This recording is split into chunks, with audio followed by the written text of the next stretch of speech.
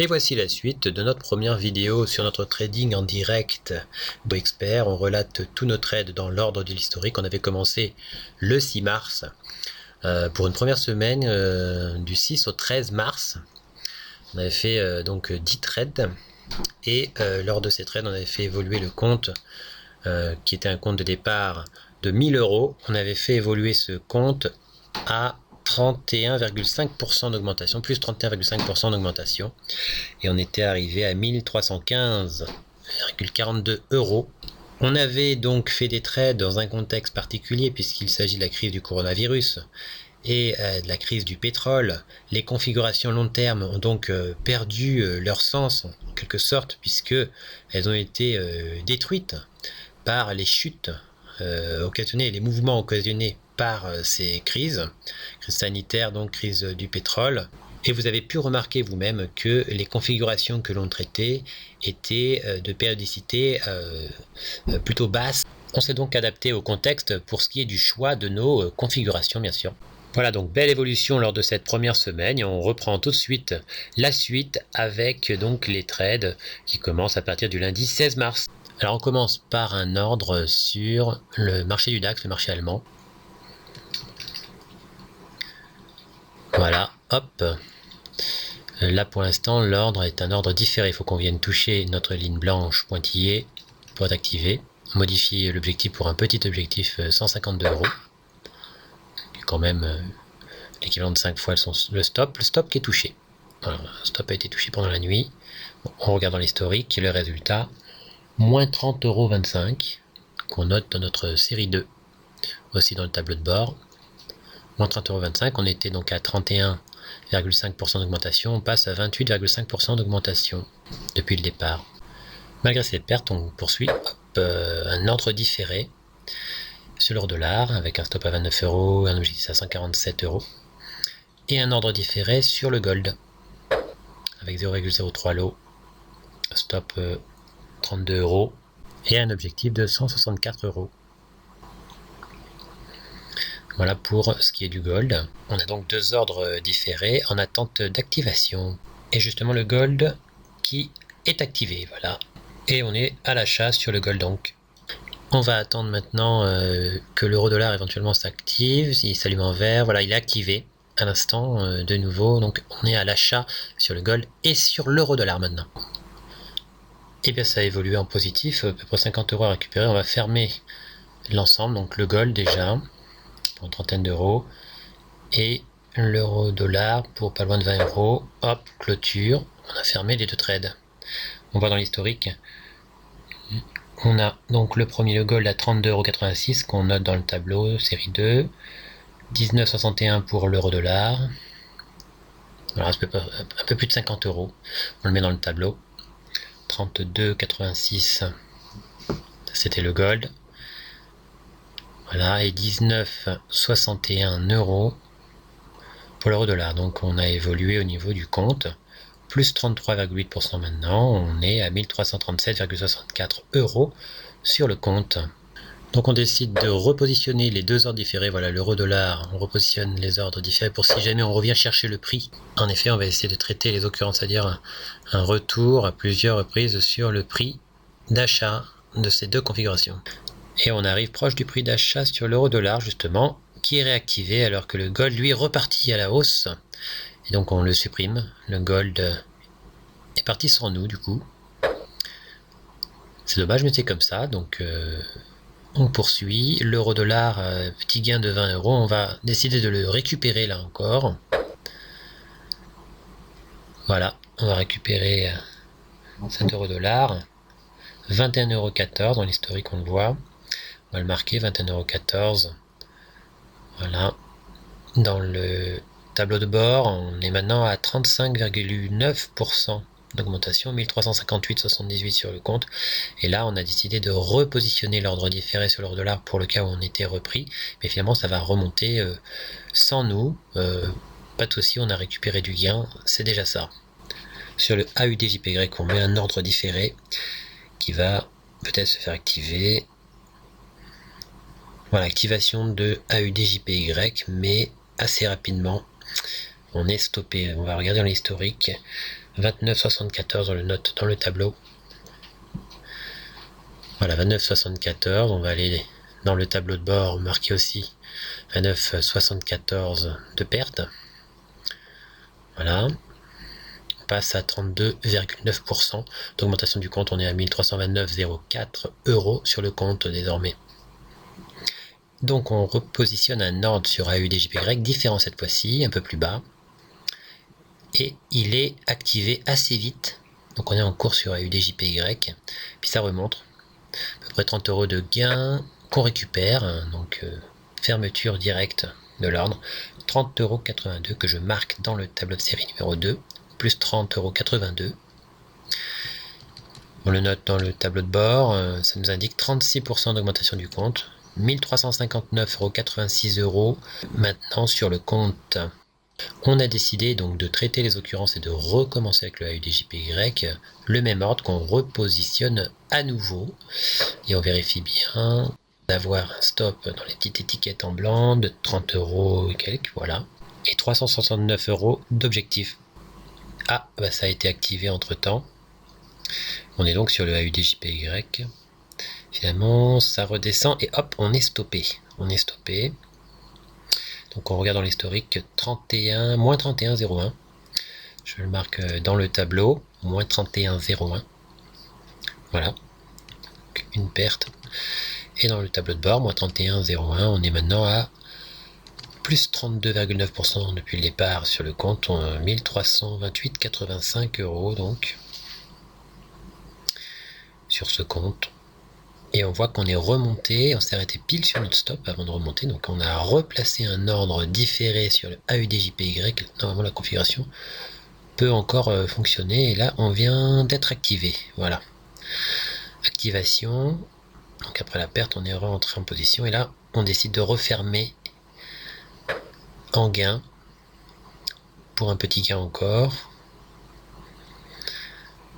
plutôt un moyen gain, 43,84, plus 43,84 on le note. Voilà. Donc le compte évolue, plus 37,3%, on est à 1372,69 €. Et on replace sur le AUDJPY un ordre différé pour le cas où ça redescendrait. Et effectivement, ça redescend, on est activé sur le AUDJPY. Mais finalement, plus tard, on a été stoppé pendant la nuit. Moins 29,44 € avec un petit gain sur le swap, plus 0,23. Voilà, sur le swap, plus 0,23. Donc, moins 29,44 plus 0,23 que je remets dans le tableau. On est maintenant à plus 34,3%. Et on est maintenant à 1343,48 € sur le compte. Alors on va rentrer sur le WTI avec 0,04 lot en direct. Voilà, on achète en direct. On met donc le stop 30 €, donc on est même un peu plus bas que ce qu'on avait calculé. Et on va mettre l'objectif, qui est un gros objectif. On attend le rebouchage du gap éventuellement. Et on est stoppé dans la foulée directement. Moins 30,33 € que je mets dans le tableau. Moins 30,33 €. On est donc maintenant à plus 31,3%. Et moins 2,27 € pour la série 2. On va re-rentrer sur le WTI. À l'achat. Et en fait, c'est sur l'euro GBP, il y a une erreur. On va vite refermer. Donc, une erreur. C'est glissé de manipulation. Voilà, moins 1,27. On le note série 3, donc début de la série 3. Et on va quand même faire notre achat sur WTI. On est toujours dans les prix voulus. On met le stop autour de 31 €. Et on va mettre aussi l'objectif qui est vers les 295 €. Voilà. On revient sur l'erreur, moins 1,27. On est à plus 31,2%. Et donc si on regarde depuis la fin de la vidéo, on était à 31,5%, la première vidéo, rappelez-vous, on était à 1300,42 € à ce moment-là, on est à peu près au même niveau, 31,2%, et on est à 1311,88 € sur le compte actuellement. On va poursuivre donc notre effort inlassablement en respectant la méthode. Entre-temps, stopper sur le WTI, moins 30,53 €, on le met dans le tableau. On est à plus 28,1% sur le compte et on décide de racheter le WTI toujours plus bas. On attend toujours une hausse. On met un stop, on met un objectif et on est stoppé dans la foulée, moins 31,26 €. Encore une perte. On est à plus 25%. Malgré les dernières pertes, on continue avec un achat sur le CAC 40. On met l'objectif, le stop, et on est stoppé dans la foulée, moins 30,80 € qu'on note dans le tableau. Et on évolue sur le compte maintenant à plus 21,9%, hein, ça a baissé.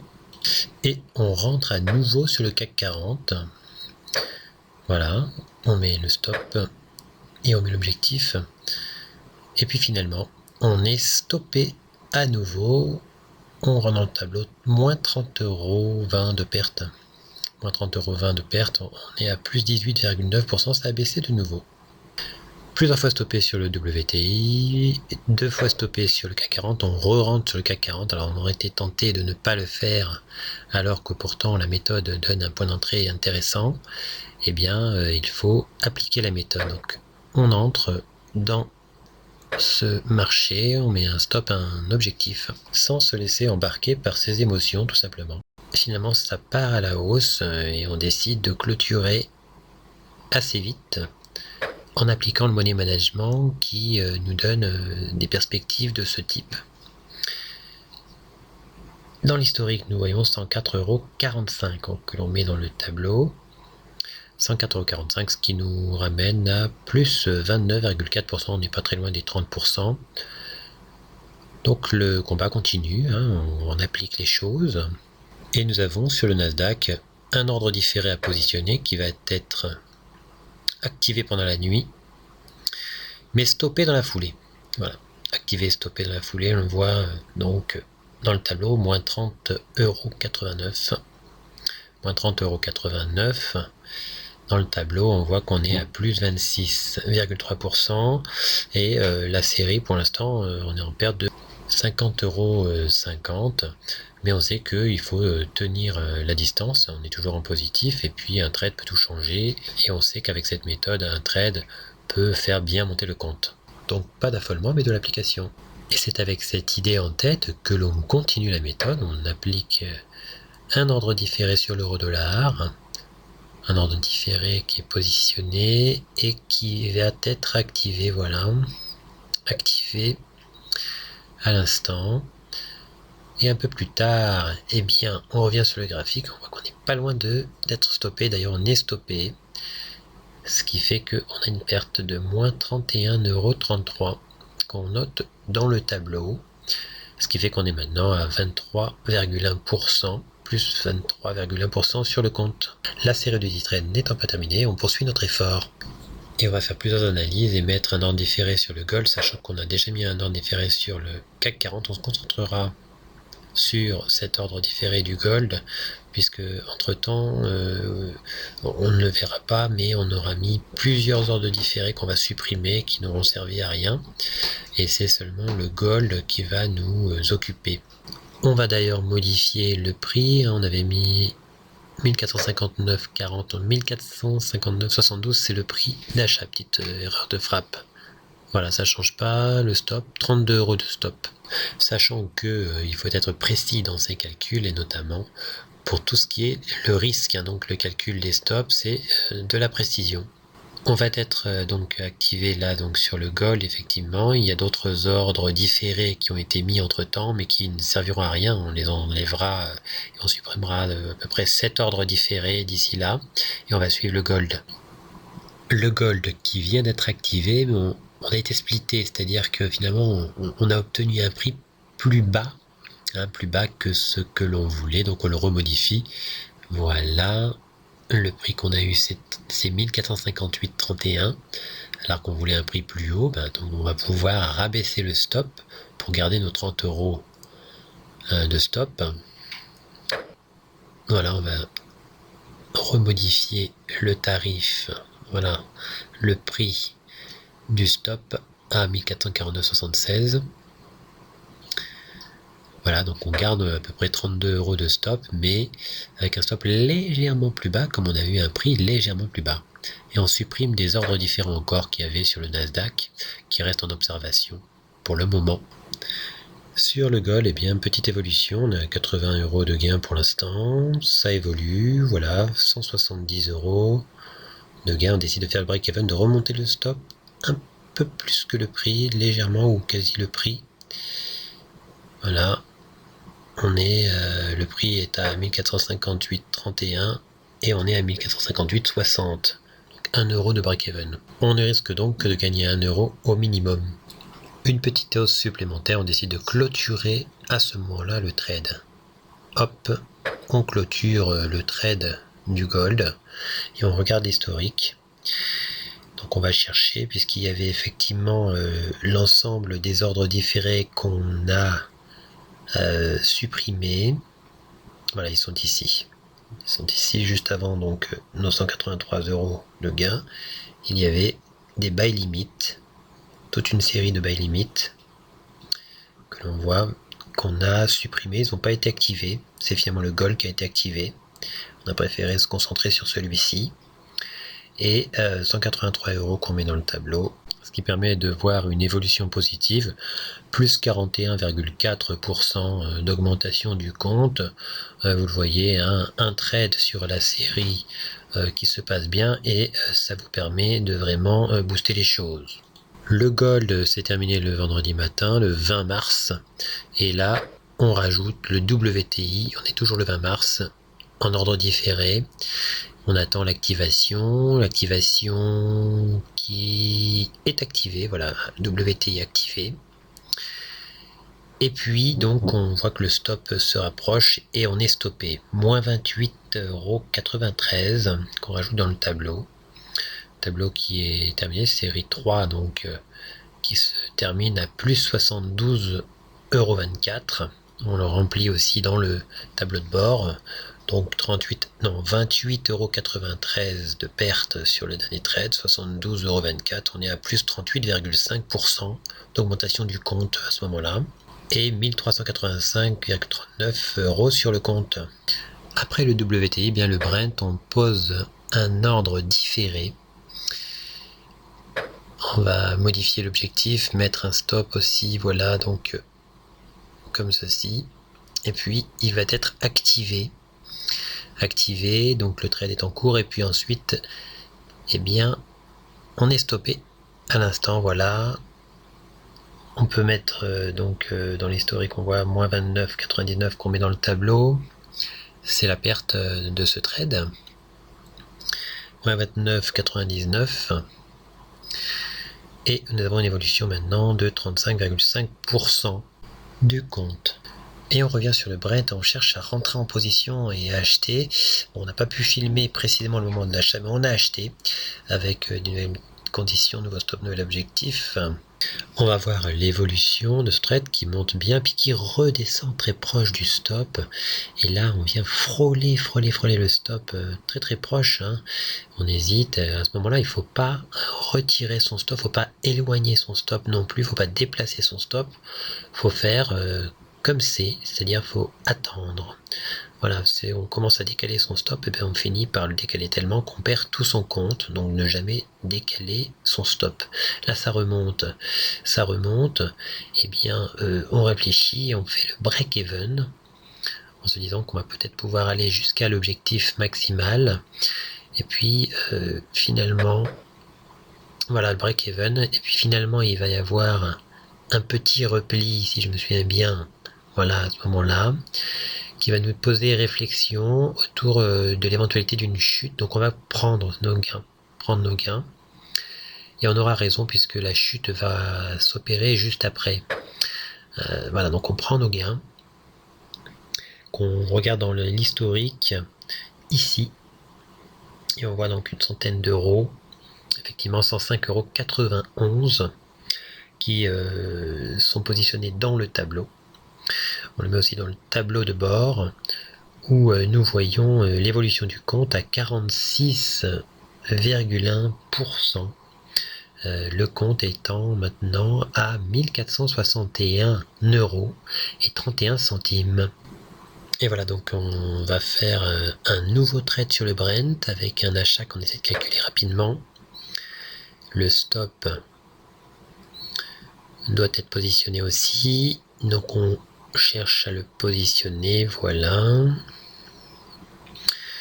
La valeur du stop, ok, on a bien positionné le stop. Et pendant que on prépare les choses, et bien finalement on est directement et instantanément stoppé avec une chute qui va se poursuivre d'ailleurs. Et nous avons dans l'historique donc 30,32 €, 30,32 €. Voilà, on est maintenant sur un compte qui évolue à plus 43,10%, donc on est toujours positif avec une évolution en progression. Voilà, 1330,99 € sur le compte actuellement. On avait vu lors de la première vidéo qui relate nos trades, notre trading, pendant une semaine du 6 mars au 13 mars, c'est du vendredi, plus 31,5% d'augmentation du compte, avec une première approche de notre trading qui est adaptée au contexte, on l'a vu, étant donné que nous avons un contexte de pandémie du coronavirus et aussi de la crise du pétrole, donc un marché tendu et des configurations long terme qui ont été déstructurées et détruites. Et il ne reste que des configurations qui se forment pendant les descentes, pendant les chutes, pendant les mouvements, et qui sont du coup plus court terme, mais qui ont du coup aussi une part de poids. Voilà, donc on avait vu une première évolution jusqu'au 13 mars, et puis du 13 mars jusqu'au 20 mars, la deuxième vidéo que vous venez de voir, où nous avons eu une première phase prudente, dira-t-on, prudente, et puis une baisse progressive, puisque les stops sont respectés. Et on a dit que justement au niveau des stops, il ne fallait surtout jamais les décaler, jamais les déplacer, jamais les modifier à la baisse, puisque cela engendre la perte généralement de l'ensemble du capital, puisqu'on les décale un petit peu, puis ensuite on les décale totalement, et puis alors, soit des grosses pertes, soit tout le capital qui disparaît. Donc on a vu une baisse de l'évolution du capital pendant un temps, jusqu'au 25e trade, on le voit sur le graphique, et ensuite nous avons eu une évolution progressive jusqu'à atteindre un sommet. À un moment donné, on était même à 46%, et on a fini finalement à plus 43,1% sur un compte qui est désormais à 1430,99 € alors qu'il avait été au départ de 1000 €. Donc l'évolution est très bonne. Et on voit qu'il faut être prudent, qu'il faut tenir ses engagements, tenir ses stops, être rigoureux, méticuleux, et au niveau des angoisses, au niveau des stress, au niveau des doutes, mais il faut les mettre de côté pour se concentrer sur la mise en application de la méthodologie. Le but étant de cumuler une réussite sur cette méthodologie. Et le résultat financier, eh bien, ce n'est qu'une conséquence qui peut être d'ailleurs négative, tout comme positive.